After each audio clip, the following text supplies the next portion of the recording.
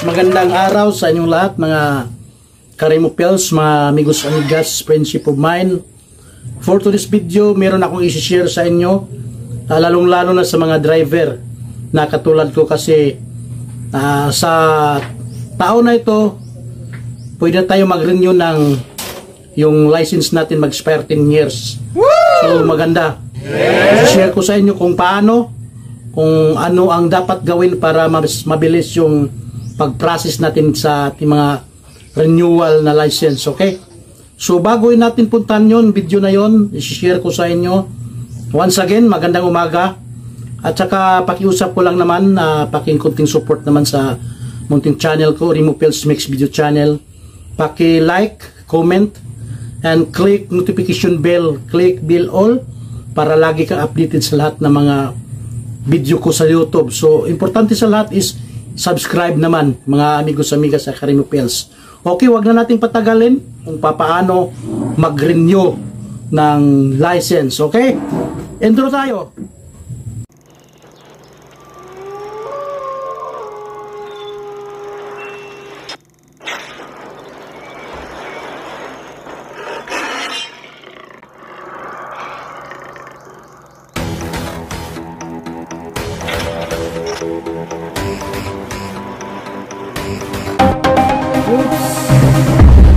Good morning mga amigos, friends of mine.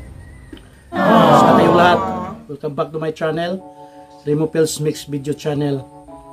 For today's video, i-share ko sa inyo yung pag-renew ko ng driver's license sa buwan na to, January, dahil yung expiry date ng lisensya ko is January 12. So dapat January 12 pa ako mag-renew, pero in advance ko na kasi dahil narinig ko na medyo mahirap ngayon ang pag-renew dahil nga sa bagong batas na maging 10 years na mula dun sa 3 years ginawang 5 years ni Presidente Duterte at ngayon ginawa na ng mga 10 years. So medyo mahirap na raw ang pag-renew kasi dadaan ka muna sa portal ng LTO, sa LTMS. So ginawa ko, advance ako, exercise pa ako ng Enero, nag-renew ako ng license ko. Mahirap nga talaga pag isang araw ka na, kinabukasan mag-expire na yung lisensya, kasi baka hindi ka makapasa sa, kasi kahit renewal license ngayon, mag-take ka ng exam doon sa LTMS, yung sa portal online exam sa LTO for the renewal of your driver's license. Hindi kagaya dati pag yung nag-exam lang is yung new applicant. Ngayon is iba na kasi pag kahit renewal mag-online exam ka. Okay? So yun, nag-advance ako dahil manigurado ako na hindi ako maabutan ng expire ng expire date ng license ko, kasi mahirap na yun talagang hanap buhay natin pag mamaniho. Paano ka magmaniho kung wala ka ng driver's license, di ba? So yun nga, pumasok ako, ma-register ako sa LTO sa yung portal na online exam. Pasok ka, gawa ka ng portal mo doon sa LTO, magpa-register ka para maka-exam ka doon sa LTO. Ngayon nga talaga mahirap kasi pag sa exam mo na yan, kasi hindi naman katulad sa mga exam na bibigyan ka ng papers, yung examiner na ito yung mo, yung papel na pag-aansiran mo, pag sasagutan mo. Ngayon, online siyempre may limit na oras, limited yung oras. Kasi siyempre, alam mo na, tapos kung mahina yung signal mo, wala, pabalik-balik ka. Kasi ang hirap pa doon, pag hindi ka nakapasa sa online exam mo sa oras na yan, wala na, hindi ka na pwede bumalik. After 24 hours na naman, So mahirapan ka pag ngayon ang expired date ng ano mo, mag-expire yung lisensya mo ngayong araw na to, tapos hindi ka makapasa sa yung online exam sa LTMS. Kasi wala yun ang requirements dadalhin mo yung result na talagang na-pass mo, i-print mo yun, dalhin mo yun sa LTO, i-attach mo doon sa yung form na pipilapan mo, at sa hindi ka ma-renew pag wala yun. So kinabukasan na naman, after 24 hours na naman, so mahirapan ka, aabutan ka ng expire. Kaya ginawa ko exercise, nandun ako, saka dala-dala ko na yung result ng exam ko online sa LTO. So yun nga, yung sa iba i-share ko sa inyo kasi may nakasabayan ako na umunga doon sa LTO. Ako LTO Talibon ako sa Talibon Bohol.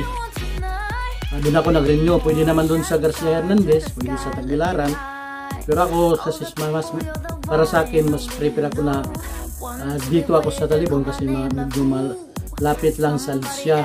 Kahit kumpara doon sa Garcia Hernandez, medyo malayo na ako. Kaya ba doon nung nag-renew na ako, may kasabayan ako, wala pa silang result na exam, wala nga silang portal, gagawa pa sila ng portal sa LTO para makapasok sila to have that exam, online exam. So nahirapan sila, ang sobra, sabi nila meron ka na pala, meron na ako kaya lang na na-inform ako na gano'n. Sila hindi na-inform sila Dapat rin pala tayo mag-update tayo sa sarili natin na kung ano nang kaganapan sa mundo natin. Lalo na sa kung saan tayo nabibilong, saan tayo yung mga hanap buhay, doon tayo mag-upgrade or update sa sarili natin para hindi tayo mahuli. So yun ang nangyari, ang dami nila, hindi sila na entertain, kailangan kanilang mag-exam online. So pag doon ka na sa LTO mismo, mahirap na doon kasi yung computer doon, 3 lang tapos yung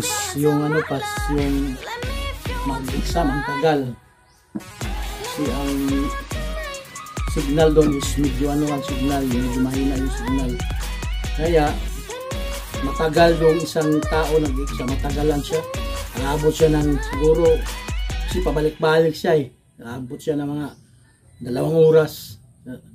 Kaya matagal talaga pag wala ka pang ganun yung exam result ng LTMS.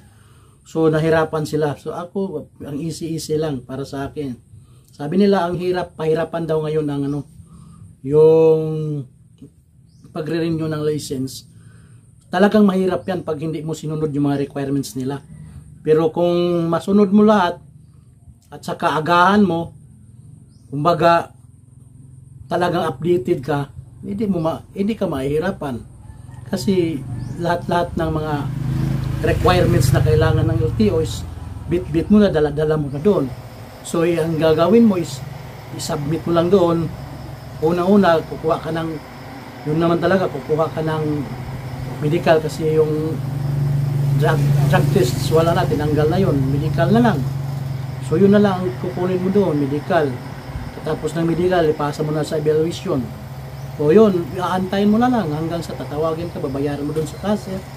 Tapos aantay ka naman, tatawagin ka doon sa yung photo, yung sa pagpicture sa'yo.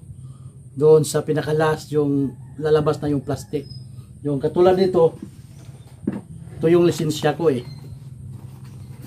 Kasi yung iba kasi nahirapan sila. Sabi na lang, hirap daw Mahirap nga talaga pag hindi mo sinunod. Kahit ano namang instruction, simple instruction, pag hindi mo sinunod yan, talagang mahihirapan ka.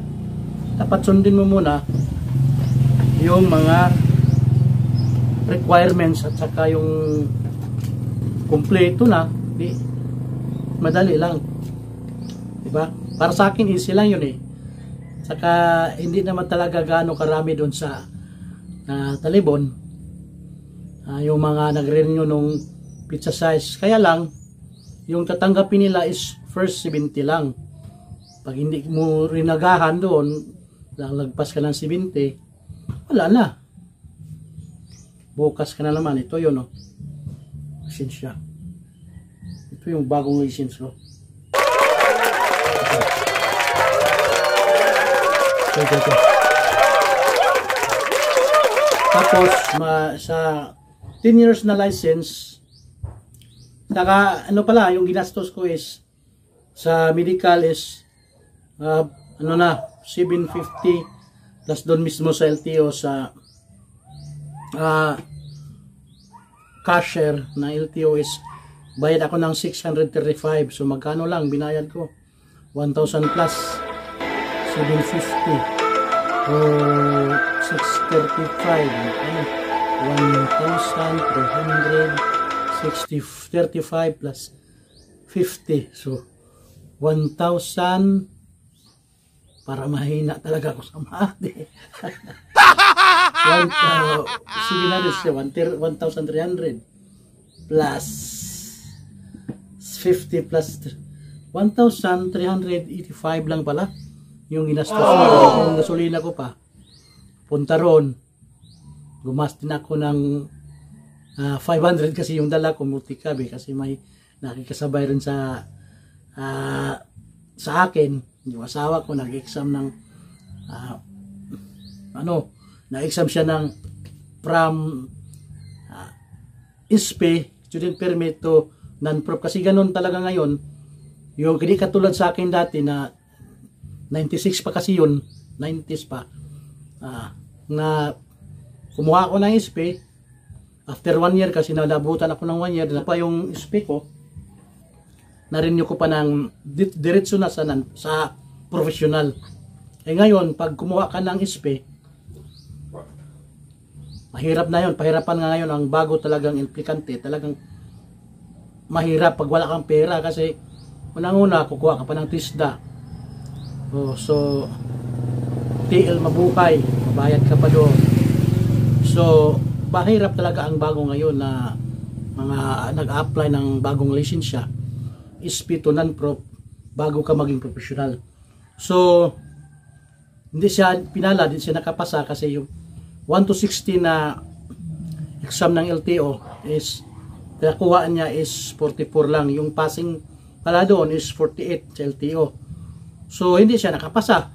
Buti nga nakakuha siya ng 44 na hindi siya nakapagmaniho ng syudad. Kasi marami talaga doon sa mga doon sa exam ng LTO na lalabas talaga pag marunong ka na talaga kung talaga nakapagmaniho ka ng syudad katulad ng Maynila. Sa akin, kahit hindi pa ako siguro iwan ko lang basta kung lalabas lang talaga doon sa syudad, alam ko na yon kasi tagal din ako nagmaniho, company, jeep, tsaka taxi, at tsaka family driver pa. So ang dami ko nang nadaanan ng mga traffic rules and regulation, traffic signs and symbols.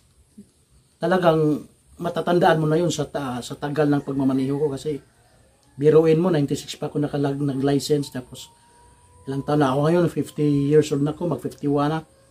Yun talaga ang trabaho, driver. So, hindi siya nakapasa, hindi siya pinala. Tapos yung dalawa naman, yung nakisabay sa amin, taga-barangay din sa amin, kumuha sila ng ISPE. Meron silang ISPE. So, mga babae sila. Yun. Yun ang istorya na talagang mahirap pag wala kang pera. Siyempre, number 1 naman yung pera. Pag excuse me. Sa naman sa ISPE, mahirap talaga pag wala kang pera kasi unang-una, kailangan ka mo ng TISDA. Tapos doon ka sa TL Mabuhay, mabayad ka. So, kung magkano na yon? Yung sa asawa ko, parang yun, 2,000 plus. Tapos buti na lang yung sa TISDA na kinandak din dito sa Untaga. So, ang laki ng discount kasi parang kalahati yung discount kasi parang sponsor sa munisipyo yun. Yung sa Untaga, yung ng TISDA. Kasi hindi kailangan ng ganun pag wala kang, hindi ka nakakuha ng mga ano nila or certificate na nakapag-tisda ka, hindi ka makakabayad dun sa TL Mabuhay. So hindi ka nakapagbayad sa TL Mabuhay, hindi ka rin makakuha ng SP kasi yun ang requirements doon sa LTO. Yung TISDA, TL Mabuhay, yun ang requirements mo doon sa SP. So sa mga SP naman na angat nila yung SP nila to non-prop, renew nila as non-prop or non-professional driver license, yun ang kailangan mo. May bayad yung exam, 100 lang naman ba ang bayad ng exam sa LTO, pero talagang babayad ka dun sa medical. Tapos ng medical, 1 month lang yung medical, mag-expire na yon. Kaya kailangan mo makapasa ka agad sa exam nila. Kasi halimbawa nag-exam ka ngayon, speakan, maging ano ka, non-prop ka, yung pag-examan mo, hindi ka nakapasa, hindi ka na rin makabalik agad. Another na naman na 24 hours, yun ang ano nila. Or Lunes, mag-exam ka, hindi ka makapasa, sa sunod Lunes na naman, isang linggo. Kasi depende yun sa kung marami ang kumuha ng non-prop, nagre-renew ng non-prop. So yun, meron na akong license. Tsaka ito yung luma kong license. Oh. Ito yung luma kong license na may restriction code na 13. Ito naman sa bago, hindi na number yung coding. Kung hindi, letter. Mayroong letter. Sa letter na yon may corresponding na pwede mong pagdalhin na sasakyan. Halimbawa sa A, motorcycle ka lang doon. Single na motor. O tapos may A1 pa, B, C, D. So, yun. Sa akin, yung pinaka-last course is D. Pwede ako magdala ng mga 10-wheelers, bus. So, yun. Yun ang istorya doon. Na talagang mahirap nga talaga pag wala kang pera, tapos kulang yung requirements mo. Katulad doon sa kasabayan ko. Sabi na, grabe na ano daw, nalampasan ko daw sila. Siyempre, wala pa silang portal, wala silang exam. So, sa akin, kompleto na. Di, mas magaan, mas madali. So easy. So, yun. Yun ang istorya doon. Yun ang, sa lahat ng mga sa lahat po ng mag-renew ng kanilang license, kailangan may exam. Nag-exam ka na online, at saka pag nakapasa ka, kasi sabihin doon, congratulations, you have passed. So, i-print mo yon kasi sa LTMS yun, Land Transportation Management System. Yun ang ibig sabihin ng LTMS. So, dalhin mo doon sa LTO, pati medical, okay, mabilis ang proseso sa license mo. Okay? Sana nakatulong sa inyo na lahat ng mag-renew kailangan na meron na kayong result doon sa LTMS na online examination sa renewal ng mga license na magre-renew. So, huwag kayong pumunta doon na wala kayong dala bit-bit na resulta sa online exam kasi mahihirapan din kayo, matagalan kayo. O yun, sana nakakatulong sa inyo yung yung tip ko. I-share ko din sa inyo yung kasing pag-renew ko kasi siyempre katulad doon na excuse me, doon sa kasabayan ko na experience niya hirap kasi wala pa siyang wala pa siyang exam. So yun, maraming salamat po sa lahat ng nanonood. Sana po ay nakatulong ang video ito sa lahat ng magre-renew na license. Okay? Thank you so much. Don't forget to subscribe my YTC Remo Pels Mix video channel.